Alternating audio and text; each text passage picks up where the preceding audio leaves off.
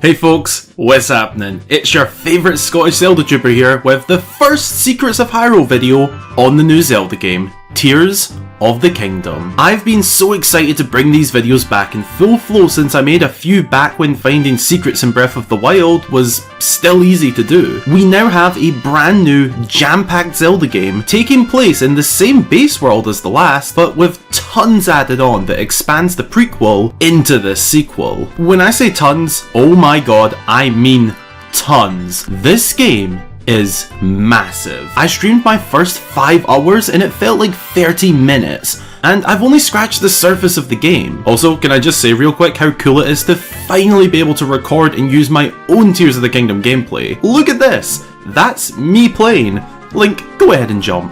And again. And again. Nice. This is so damn cool and I cannot wait to explore more of this world. But in today's video, let's focus on the opening area, the Great Sky Island. The Great Plateau, but in the sky essentially. I've had a look around for some cool secrets and noted down a few to share with you today, and even go into them a little bit. But before all of that, if you're new here, be sure to subscribe for tons more Tears of the Kingdom content on the way, as well as putting a big cheesy smile on my face. See? It works. With that said, let's do this. Be sure to go grab yourself a snack or a drink and send them in to get featured right here. And let's get into this one.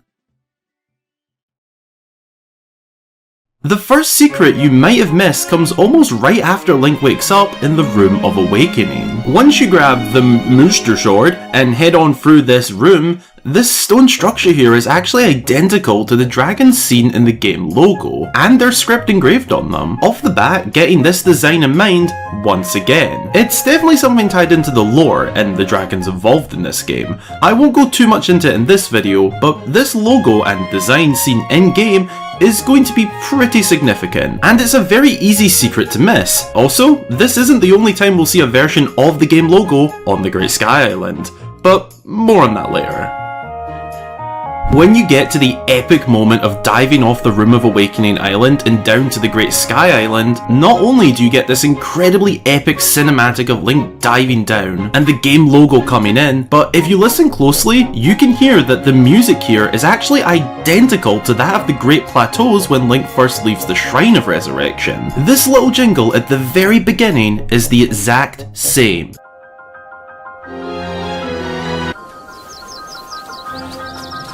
It does fade into its own unique Tears of the Kingdom tune, as you'd expect, but this is a really cool nod to the prequel of this game at a very similar point of it. The leaving of the opening room and out into the big wide world of Hyrule.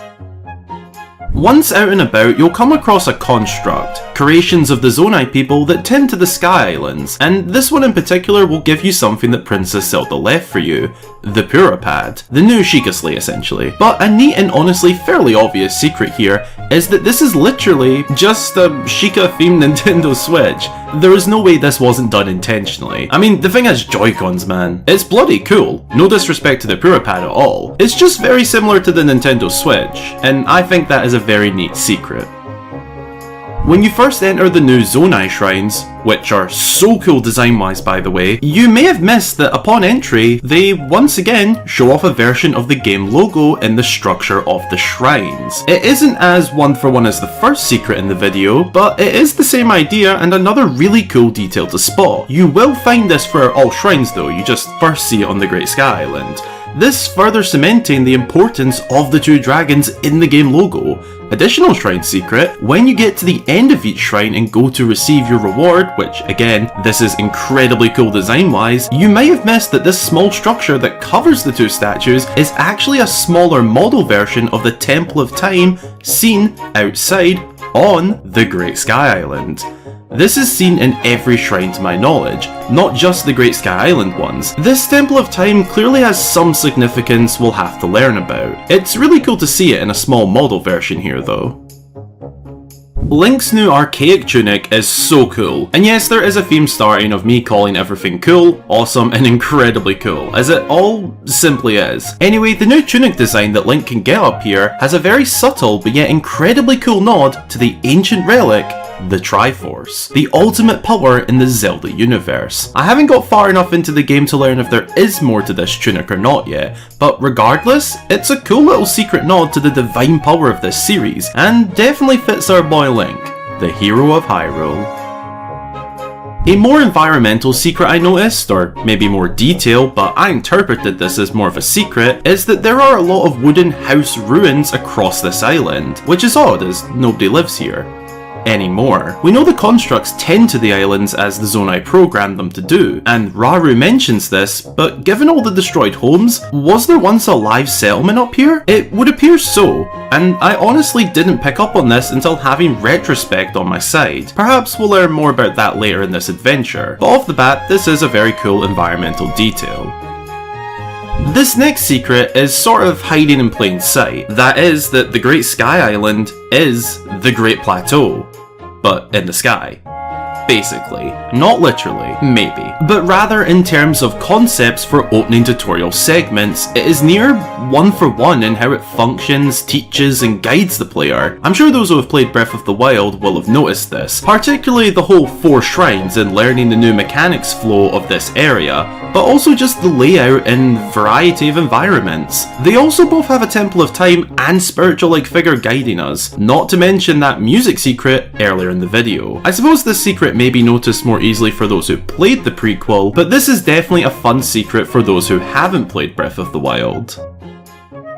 Next up, a secret for the fans out there who perhaps don't know much of the series lore, which is very okay by the way. That is that our new Zonai friend Rauru actually has a very significant name in Zelda lore and history. Rauru is the name given to one of the ancient sages. We saw him in person and as an owl in Ocarina of Time, but is this the same Rauru? Well, it's hard to say as Tears of the Kingdom is so far proving to throw a massive plot twist lore-wise, and it's still unclear as to how this all fits in. He is said to be the first king of Hyrule, but is he also the very same as the sage? I don't know myself at this point, and it appears unclear. But knowing his name holds great significance in the lore is a very cool secret to learn if you didn't already know that. Another cool, easily missed secret is this spot right here at the very end, where we communicate with Princess Zelda through time. This is the exact spot we were teased to, not just in the final game trailer, that's too easy for a secret, but also the delay announcement footage showing off back in 2022, when the game was pushed to 2023. We saw this clip of Link with the golden orb and decayed master sword, but I had no clue that this is what it actually turned out to be. Well, some of us did guess the orb may be Zelda or related to her, so I guess we were fairly on point with that actually. But I definitely didn't expect this to be so early in the game. So it's a cool secret if you ask me. And the final secret of this video, the big number 10, the Great Sky Islands are great. But is that really a secret? I'll let you decide.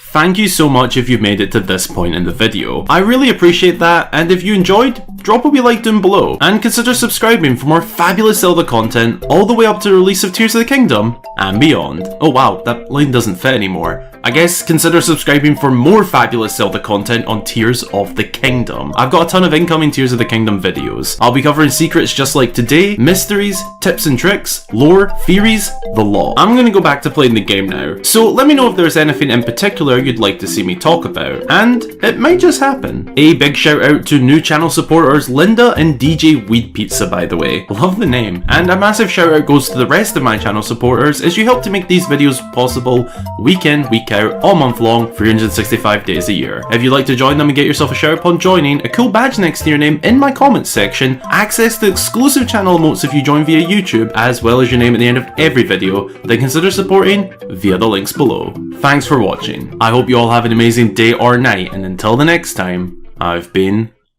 Hyrule Gamer.